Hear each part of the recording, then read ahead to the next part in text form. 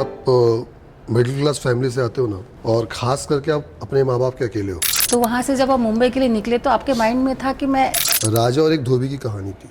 आप मुंबई आ रहे हो, आपको डे वन पे काम मिल रहा है, आपको 10 साल बाद काम मिल रहा है, वो आपकी पर्सनल यात्रा है, उसमें किसी का कोई शॉर्टकट नहीं लग सकता।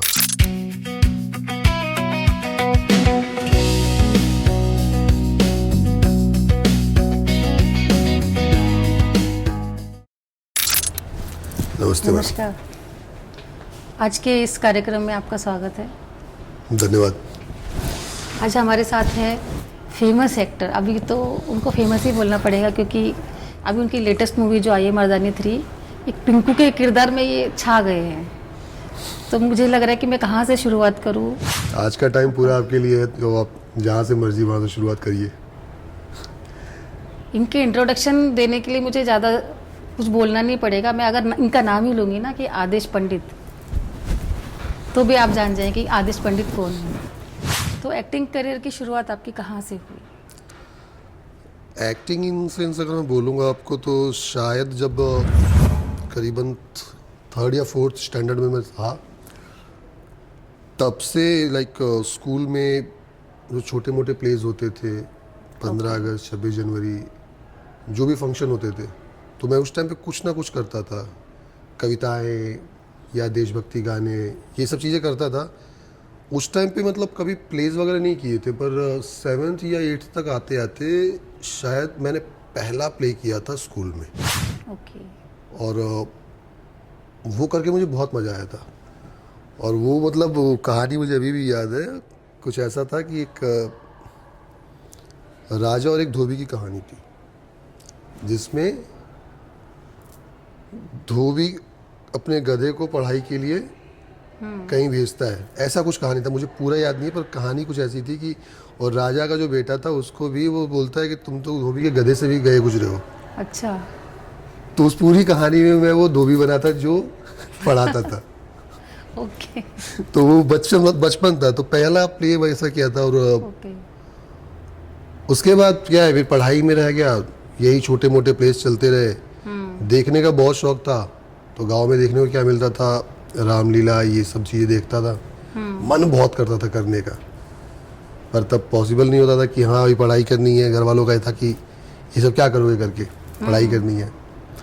तो फिर पढ़ाई पे ध्यान दिया उस टाइम पे। मैंने सुना है आप कॉर्पोरेट जॉब में थे पहले, वो छोड़ के फिर आप एक्टिंग लाइन में आए। हाँ जी। या वो जॉब करते करते आपने थिएटर ज्वाइन किया, मतलब क्या कहानी क्या है आपकी? देखिए एक चीज़ होती है, पता है क्या, जब आप मिडिल क्लास फैमिली से आते हो ना, यस। और ख़ास करके आप अपने माँ बाप के अकेले हो, तो आपके पास आपके सपनों से पहले आपकी जिम्मेदारियाँ होती हैं। राइट। और बिना जिम्मेदारी पूरी किए आप जहाँ जिस बैकग्राउंड से मैं हूँ वहाँ पे आप बिना जिम्मेदारियों का बस्ता लिए घर से बाहर निकलते ही नहीं हो। जब आप अपना शहर छोड़ते हो, अपना स्कूल छोड़ते हो, कॉलेज छोड़ते हो, तो कहीं ना कहीं माँ बाप का, आपके छोटे भाई बहन का, सबका कुछ ना कुछ एक होप होता है आपसे, कि एक उम्मीद होती है कि अब ये हमारे लिए कुछ करेगा। और जो करना भी चाहिए आपकी, मतलब जो उम्मीदें वो लोग हमसे बांधते हैं, वो कहीं ना कहीं हमारे ही ग्रोथ के लिए होती है। क्योंकि अगर हमसे किसी को उम्मीद नहीं होगी तो हम कैसे ग्रो करेंगे। यस। अब रही बात एक्टिंग की और कॉर्पोरेट की, तो एक्टिंग एक ऐसी चीज़ है, मतलब बिना सर्वाइवल के तो आप एक्टर बन नहीं सकते हो। यस। जिम्मेदारियां थी, और खाली पेट एक्टिंग होती नहीं है। करेक्ट। खाली पेट एक्टिंग नहीं कर सकते। और आपके पास माँ बाप हैं, फैमिली है, तो अगर आप समझदार हैं और आपके पास कोई दूसरी स्किल है, तो आप डेफिनेटली उस चीज़ से काम करते हुए उस स्किल को यूज़ करके आप सर्वाइव बेहतर तरीके से कर सकते हैं। और इतना आसान नहीं था कि मेरे लिए कि मैं डायरेक्टली घर से सीधा निकलूँगा, पढ़ाई ख़त्म करूँगा, मुंबई आऊँगा। तो इच्छा थी करने की कि हाँ एक्टिंग करनी है। बाकी मुझे लगता है कि मैंने उसके लिए ये प्लान करके नहीं किया था, पर जो मन में इच्छा थी वो चीज़ें मतलब स्लोली होती गई वैसे, मतलब कि हाँ चीज़ें बनती गई। मैं स्किल्स को लेके पहले से ही बहुत तत्पर था। एक चीज़ पूछना चाहूँगी, जब आप मुंबई आए तो तभी आप वहाँ से निकलते वक्त गोरखपुर में रहते थे ना आप पहले शायद? हाँ। तो वहाँ से जब आप मुंबई के लिए निकले तो आपके माइंड में था कि मैं एक्टर ही बनूंगा वहाँ जाके, या जॉब कंटिन्यू रखूंगा आपने? मैं गोरखपुर से मुंबई नहीं आया था, ओके मैं दिल्ली से मुंबई आया। ओके। गोरखपुर से मैं दिल्ली गया, हम्म। फिर वहाँ से मैंने अपनी जो मल्टीमीडिया और एनिमेशन की ये सब की पढ़ाई एजुकेशन पूरी किया, यस। और फिर बहुत सारी कंपनीज में काम किया, क्योंकि काम अच्छा था। और एक चीज़ मुझे पहले से क्लियर थी कि क्रिएटिव कोई भी चीज़ जो मुझे, मतलब फॉर एग्जांपल मैं डिज़ाइनर था, एनिमेशन करता था, यस। अब उसमें क्रिएटिविटी इस लेवल की होती है कि मुझे आता था मज़ा। तो मैंने शुरुआत की थी जब भी, अब तो मतलब AI आ गया, चीज़ें आ गई हैं, उस टाइम पे HTML होता था, कोडिंग होती थी और वेबसाइट्स बनती थी तब ड्रीम वीवर में। Dreamweaver, yes. और अब चीज़ें क्या होती है, अब तो सीधा सीधा है आपके पास, इतने सारे प्लेटफॉर्म्स हैं कि आप आओ, एक बिना मतलब स्किल का बंदा भी आएगा आपका और वेबसाइट खोलेगा, ड्रैग एंड ड्रॉप करेगा, टेम्पलेट्स बने हुए हैं, आप सीधे वेबसाइट बना लो। हमारे टाइम पे वो नहीं था, मैंने वो चीज़ें सीखी थी, मैंने वहाँ से शुरुआत की, और चूंकि काम अच्छा था, मज़े से काम करते थे, और ग्रोथ चाहिए थी तो ग्रोथ भी होती गई। जब ग्रोथ होती गई तो कंपनी चेंज होती गई। आई थिंक मैंने सारे जितने भी मेट्रो सिटीज़ है ना, मैं सब में काम किया हूँ। ओके। दिल्ली, चेन्नई, बेंगलोर, ये सब जगह काम किया। मुंबई में सबसे बाद में आया। ओके।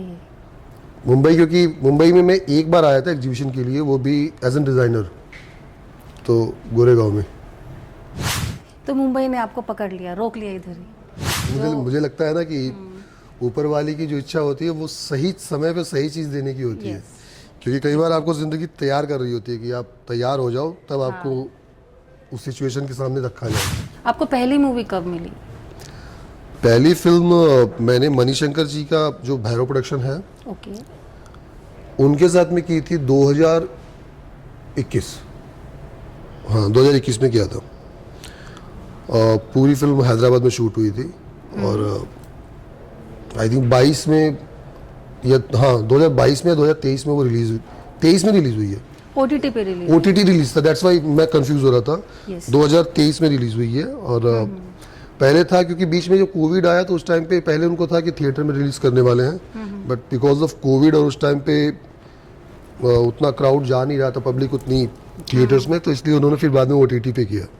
वो मेरी आपकी वो पहली मूवी मैंने देखी है, और उसमें आप पुलिस वाले बने हैं, अंकुश चौधरी।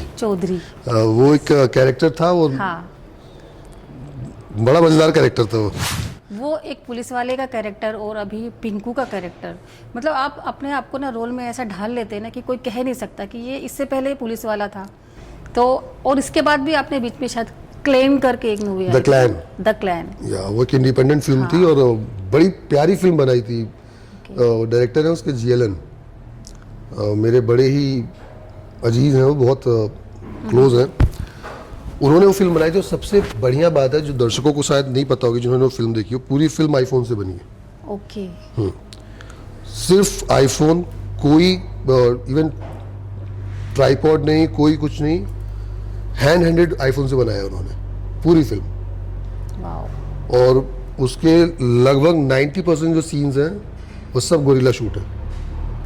रियली? हाँ, बिकॉज उनकी इच्छा थी कि मुझे एक फिल्म बनानी है प्रॉपर लेंथ की, और 75 मिनट की फिल्म बनाई। उसके पहले वो शॉर्ट फिल्म्स बहुत सारी बना चुके थे। उनको फिल्म बनानी थी कि मुझे 75 मिनट्स मिनिमम एक फिल्म बनानी है।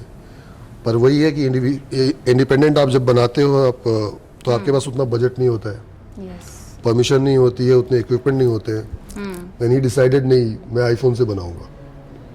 एंड इस मीटिंग में मैं मिला, मुझसे बात की, कैरेक्टर शेयर किया कि ऐसा ऐसा कैरेक्टर है, एस करके कैरेक्टर का नाम था। ओके। तो मुझे कैरेक्टर मजा आया करने सुन के, ठीक है करते हैं। सो दैट्स आपका हाउ वैसे स्टार्टेड। ड्रीम कैरेक्टर क्या है जो आप करना चाहते हो और अभी तक मिला नहीं है आपको, कि मुझे इस टाइप का रोल करना है, मुझे ये बनना है? कैरेक्टर्स का ड्रीम, मैं अगर एज एन एक्टर बोलूँ तो ड्रीम कैरेक्टर नहीं होते। हर कैरेक्टर अपनी एक जर्नी लेके आता है, उसकी अपनी एक यात्रा होती है। और मुझे लगता है कि आप हर कैरेक्टर को ना, क्योंकि आप किसी एक कैरेक्टर को लेके ये नहीं बोल सकते ये मेरा ड्रीम कैरेक्टर है। राइट। कि मुझे नहीं पता कि मुझे आगे कौन कौन सी चीज़ें आएंगी। मेरा फोकस सिर्फ ये है कि मुझे जो मिले उसमें लेयर्स हो, उसकी एक अपनी लाइफ हो, अपनी कहानी हो। क्योंकि चाहे आप 10 मिनट के लिए किसी से बात कर रहे हो, चाहे आप 2 घंटे के लिए किसी सीन के अंदर खड़े हो रहे हो, उसके पीछे कहीं ना कहीं आपकी अपनी एक यात्रा है ना। तो मेरे लिए सारे कैरेक्टर इंपॉर्टेंट है। जैसे अंकुश इंपॉर्टेंट था, वैसे एस था, और अभी पिंकू वैसे इंपॉर्टेंट है। पिंकू का देखिए, पिंकू का बैकग्राउंड बिल्कुल अलग था। अब मैं कैसे वो गेस कर सकता था कि मुझे पिंकू करना है? नहीं पता था। नहीं कर सकते। जिस टाइम पे जो चीज़ हाथ में आती है, फिर उसके जितने भी दायरे हैं उसको एक्सप्लोर करते हुए उस कैरेक्टर को वन टाइम वन कैरेक्टर, ताकि आप उसको और बेहतर तरीके से जी सको। मेरा ये मानना है। असल में आदेश पंडित कैसा है, तो हमारे दर्शक भी जानना चाहेंगे आपके कि सामने बैठा हूँ मैडम। हम तो जानते हैं, बट दर्शकों को बताइए कि कौन है आदेश पंडित और वो रियल लाइफ में कैसे है। मैं बहुत इमोशनल हूँ। मैं मतलब मुझे लोगों, अपने लोगों से, फैमिली से, बाकी चीज़ों से बहुत प्यार है। मुझे हर चीज़ मतलब ना, मैं जब पहली बार देखता हूँ तो मुझे लगता है कि हाँ यार, मुझे हर चीज़ सुंदर दिखती है। और जो भी है, लाइक अगर मैं खाना बना रहा हूँ तो मुझे उसमें भी बहुत मज़ा आता है। वो क्यों एक प्रोसेस है। तो मुझे हर चीज़, किसी नए लोगों से मिलेंगे आप, उससे बात करो, उसकी बातें, उसकी कहानियाँ, सब चीज़ अच्छी लगती है। तो मेरा नॉर्मली अगर आप बोलोगे आदेश पंडित कैसा है, तो मुझे खुद नहीं पता आदेश पंडित कैसा है। ओके। क्योंकि मैं अगर ये जान गया आदेश पंडित कैसा है, तो पता नहीं, मतलब ये कि ऐसी चीज़ है कि आदमी लाइफ लॉन्ग खुद को ही एक्सप्लोर कर रहा है। तो मैं तो अभी भी अपने आप को एक्सप्लोर कर रहा हूँ। मुझसे बेहतर शायद आप बता सकते हैं मैं कैसा हूँ, जो आप काम देखें। क्योंकि इतना पता है कि आप अपने काम पे ध्यान दो, अच्छी चीज़ें करो, जितना हो सके लोगों के काम आ सको कर लो, जितना आपके आसपास के लोग हैं। जो आदमी मिट्टी से जुड़ा होता है, परिवार के साथ में रहा होता है, और जॉइंट फैमिली में, मतलब मेरी 4 बहनें हैं, वो है मम्मी। तो मैं इतना सब कुछ मतलब ग्राउंडेड लेवल से जी के आया हूँ। तो मुझे इमोशंस, इसलिए मैंने बोला कि मुझे इमोशंस सिर्फ ये नहीं है कि मैं पर्सनल इमोशंस, नॉर्मली भी मतलब आई फील कि हाँ, जितने लोगों से मिलता हूँ, मुझे लोगों से बात करना अच्छा लगता है, उनको समझना अच्छा लगता है, उनसे जितनी चीज़ें जान सकता हूँ, जितना किसी के काम आ सकता हूँ, मैं करता हूँ। ओके। और नॉर्मल लाइफ में मैं कैसा हूँ, मेरा बिहेवियर कैसा है, तो मुझे लगता है कि वो डिपेंड करता है सामने वाला कैसा है। अब चूंकि मैच्योरिटी है, चीज़ें अब समझ में आती हैं, पहले नहीं थी। पहले इम्पल्सिव ज़्यादा था, तो पहले रिएक्ट उस वे में करता था जो ओरिजिनली उसने किया है। अब शायद कुछ चीज़ें अगर अच्छी नहीं लगती हैं तो मैं इग्नोर कर देता हूँ, ठीक है। अच्छा। या मैं वॉकआउट कर जाऊँगा वहाँ से, चलो कोई बात नहीं, दिस इज़ नॉट गुड। क्योंकि खाली में अपनी ऊर्जा नहीं खर्च करनी। अब मैं ये समझ गया हूँ कि अपनी एनर्जी नहीं खर्च करनी उन चीज़ों पे कि जो मैटर नहीं कर रही हैं। तो जो है, जो काम की चीज़ है उसको पकड़ते चलो, हाँ बिल्कुल। और जो वैसी चीज़ें हैं उसको छोड़ते चलो। आप पिंकू के कैरेक्टर में आए हैं, जी। और भी आपको अभी प्रोजेक्ट्स हैं, और मैंने ऐसा सुना है, कैसा फील कर रहे हो ये? ब्लेस्ड। वो क्योंकि ना यात्रा प्लान करके इतने अच्छे से की थी, ना और कोई चीज़ें की है। मैंने मतलब चीज़ों की इच्छाएं की हैं, अपना काम किया है। और मुझे लगता है कि हाँ, एक नेचर की एक एनर्जी होती है, भगवान होते हैं, वो आपके लिए कुछ ना कुछ रास्ता बनाते हैं। क्योंकि मुंबई आना था, लेकिन मुंबई आने के लिए क्या हुआ, टाइम लगा। फिर जब रास्ता बना अपने आप, तो मैं मुंबई जॉब के साथ आया, एक सर्वाइवल का सेटअप लेके आया। क्योंकि वैसे मुंबई आना, बैग उठा के चले आओ मुंबई और उसका स्ट्रगल करो, वो मेरे लिए पॉसिबल भी नहीं था। और दूसरी बात कि मैं यहाँ इतना नया था कि मुझे कुछ नहीं पता था, मुझे समझने में टाइम लगा। और मैं आज भी समझ रहा हूँ कि कैसे प्रोसेस होता है, कैसे लोगों से मिलते हैं, कौन से ऐसे लोग हैं जहाँ पे क्या काम हो रहा है। तो यहाँ का प्रोसेस समझने और चीज़ों के लिए ना, मुझे लगता है कि मैं सिर्फ मतलब एक मीडियम की तरीके से काम करता गया हूँ। पावर किसी और ने दी है, कहीं और से डेस्टिनी डिसाइड हुई है। तो इसीलिए सिंपल सी चीज़ है, आई एम ब्लेस्ड। चाहूँगी अगर कोई आपके जैसा, कोई आदेश पंडित जैसा कोई नया मुंबई आता है एक सपना लेके कि मुझे भी एक्टर बनना है, बट आपने जैसे अभी बताया कि आप पहले जॉब में थे, उसके बाद धीरे धीरे आपको चीज़ें पता चली, तो डायरेक्ट ऐसे मुंबई आके एक्टर बन जाएगा, या उसको भी पहले जॉब करनी पड़ेगी कहीं, या डायरेक्ट वो इंडस्ट्री में जा सकता है? वंदना जी, मैं अगर आपको बताऊं तो ये कोई प्रेडिक्ट नहीं कर सकता। ओके। बहुत सिंपल सी बात है, सबकी अपनी एक जर्नी होगी। हो सकता है कि अब आपने बहुत सारी कहानियां सुनी है कि ये कहीं जा रहे थे, उसके बाद इनको देख के हाँ किसी प्रोड्यूसर डायरेक्टर ने देखा, बोला कि नहीं ये परफेक्ट है हमारे उसके प्रोजेक्ट के लिए, आपको ले लिया गया। कई बार ऐसा होता है कि आपने कहानियाँ सुनी है कि 20 साल कोई लगातार काम कर रहा है, ट्राई कर रहा है, स्ट्रगल कर रहा है, फिर भी नहीं कुछ हुआ। यस तो इसका मतलब मैं कोई शॉर्टकट तो अब मैं कैसे बता सकता हूँ, मैं खुद उस प्रोसेस में अभी तक हूँ, मैं अभी तक खुद सीख रहा हूँ, खुद उस चीज़ को एक्सप्लोर कर रहा हूँ कैसे होगा। क्योंकि ये प्रोजेक्ट मैंने जो किया वो ठीक है, बस उसके अलावा ये कोई कॉन्क्रीट मतलब एक ब्लूप्रिंट नहीं है कि आप आओगे और आपको तुरंत काम मिल जाएगा, नहीं। जो चंद चीज़ें मैं जानता हूँ उसमें एक सबसे बड़ी चीज़ है कि आपको स्किल्स के ऊपर काम करना बहुत इम्पोर्टेंट है। जो एक नॉर्मल चीज़ है कि आप चाहे थिएटर के थ्रू या कैसे भी आपने एक प्रॉपर तरीके से एक्टिंग को एज एन स्किल, एक उसको सिर्फ एक्टिंग मतलब एक वो नहीं है, टैलेंट नहीं है, आपने उसको किसी प्रोफेशनल वे में लेके उसको स्किल तरीके से सीखा है और आपने अपने ऊपर काम किया है, अपने क्राफ्ट के ऊपर। काम मिलना और नहीं मिलना दोनों अलग बात है। कई बार आपको काम तुरंत मिल जाएगा, कई बार क्या होता है आपको नहीं मिल रहा है, लेकिन अगर आपका क्राफ्ट अच्छा है, जिस दिन आपको काम मिलेगा उस दिन आपके उस अपॉर्चुनिटी को वो 10x कर देगा। तो सबसे ज़रूरी है कि आप अपने ऊपर काम करो। आप मुंबई आ रहे हो, आपको डे 1 पे काम मिल रहा है, आपको 10 साल बाद काम मिल रहा है, वो आपकी पर्सनल यात्रा है, उसमें किसी का कोई शॉर्टकट नहीं लग सकता।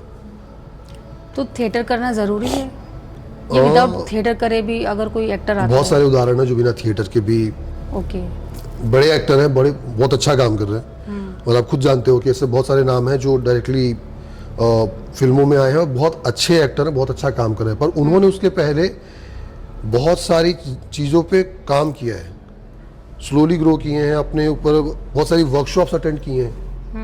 जो चीज़ हम नहीं जानते हैं, जो behind the project behind the film होता है, हाँ आप नहीं जानते हो। क्योंकि हर आदमी जो अच्छा काम कर रहा है उसके पीछे ज़रूर उसने अपने ऊपर बहुत काम किया है, उसने उस स्किल को एक्सप्लोर किया है। एक्सप्लोर किया है।